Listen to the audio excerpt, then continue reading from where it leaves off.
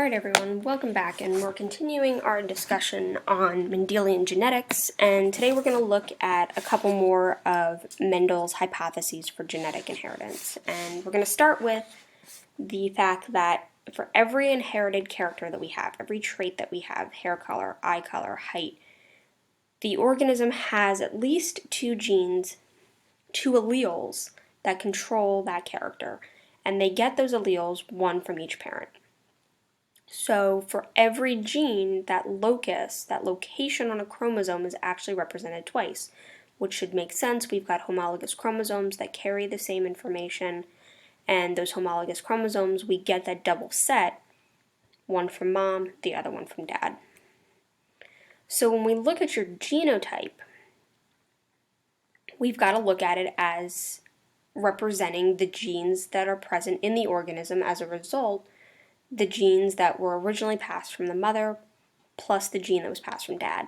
So when we write these genotypes conventionally, it's always two genes, so it's always two letters. All right, one of those letters or one of those genes comes from the mother, one of the genes, the other letter comes from dad, and so the two genes that are represented, or the two letters that are represented, are what we see in the offspring itself, and that's what we talk about as its genotype. So genotypes in conventional Mendelian genetics look like one of the three possibilities below. Either they're two capital letters, there's a capital plus a lowercase, or there's two lowercase letters. And each possible combination, we should know, has different terms that are associated. Homozygous, these are the genotypes that have the two of the same, right? Homo means same, so either two capitals or two lowercases. Homozygous organisms are also historically been called purebred organisms because they only show that trait and can only pass on that allele or that version of the trait itself. Heterozygous then, hetero means other, and so they're going to have a multitude or a different combination of those two letters. So one will be capital, one will be lowercase.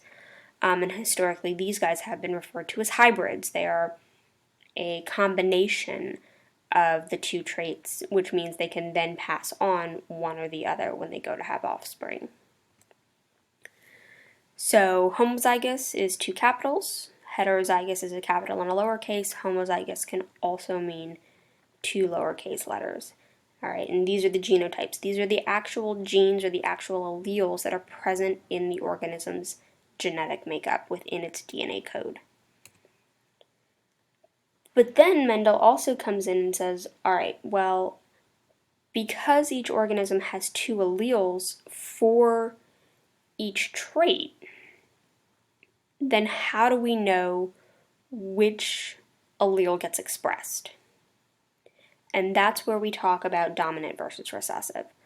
So in order to show a dominant trait by traditional Mendelian genetics, that heterozygote organism will always show the dominant because it has one capital letter, because it has a dominant allele. So homozygous recessive, in order to show that recessive trait, you have to have both copies. All right, so dominant will always show through, will literally dominate or overexpress over the recessive trait, unless all that's present is the recessive itself. So again, one allele masks or hides the other. That's your dominant. The one that gets hidden is your recessive. And so we conventionally use capital versus lowercase letters to represent what's the dominant feature versus what's the recessive. So capital is the dominant, recessive is the lowercase.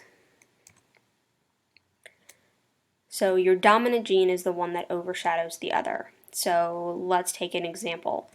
Your Angus cattle, black is dominant.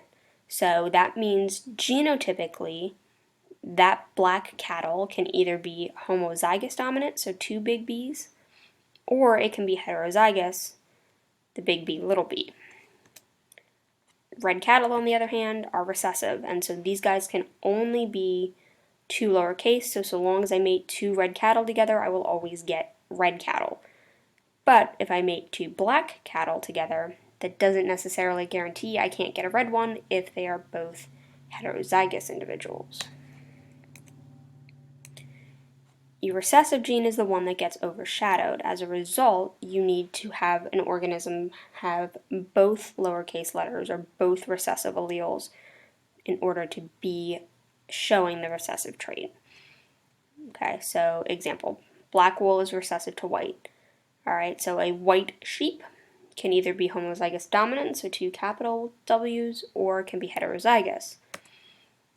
But that black sheep, always recessive. Okay. So we're talking about genotypes, but we're also relating them to the phenotype. So we're talking about the coat color, the fur color, the wool color, and us, blue eyes, striped fruit, yellow flowers, doesn't matter. Whatever the organism looks like, that's its phenotype. But it's all based on what its alleles are in its genotype. Alright, so here's kind of that comparison. So when we look at this, your phenotype is the actual color it is.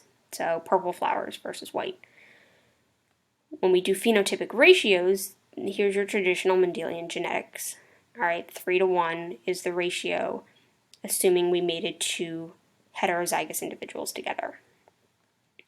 But I can also talk about genotypic ratios. So here's my homozygous dominant, here's the 1, my 2 heterozygous, 2, and my homozygous 1. So my genotypic ratio is a 1 to 2 to 1 versus the phenotypic being 1 to 3 to 1. Alright, the last of Mendelian hypotheses comes with the idea of what happens when we go to make offspring. And this idea ties back to Morgan's gene linkage. If everything follows traditional Mendelian genetics, those 2 alleles for a particular character should segregate or should separate when we go to creating gametes, so that each gamete contains 1 allele for every character that next generation of organisms has to have. And assuming that this is normal genetics and not linked genes, then each of those alleles should have a 50-50 shot of being exactly like the parent or being some recombination of the 2 parents' genetic material. So what we're looking at with Mendel's 4th hypothesis coming from his pea plant experiments really are these 2 quintessential laws of genetics, and that's the law of segregation and the law of independent assortment. And these 2 laws really come back to meiosis, right? The 2-step cell division that gets us to our gametes, or our sex cells, your eggs and your sperm. And this is also going to be what allows us to use the Punnett squares we'll talk about in a few minutes to predict the outcome of genetic crosses. And really what these 2 laws say is that when I go through meiosis, my alleles, or my 2 letters for a particular trait that I got from my parents, are going to separate independently of each other to go ahead and make my sex cells, so that when I pass on my genetic material to the next generation, to my offspring, that they are only getting 1 copy or 1 allele for, say, your hair color trait. The other half is going to come from the other parent. So the law of segregation really is talking about the fact that you as an offspring have inherited 2 copies or 2 alleles for every gene, every trait that you have.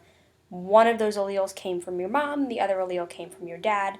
We bring them together, and now they work with each other to give you the phenotype or the physical manifestation of your genes that we see.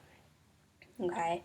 And law of segregation really gets demonstrated nicely when we talk about monohybrid crosses, which we'll talk about in a minute, where I'm looking at a single trait and I can use things like those Punnett squares to say, all right, well, if I know that these 2 alleles that this parent is going to pass on have to segregate when they go to make their gametes, then I can treat them as independent pieces that they can then pass on.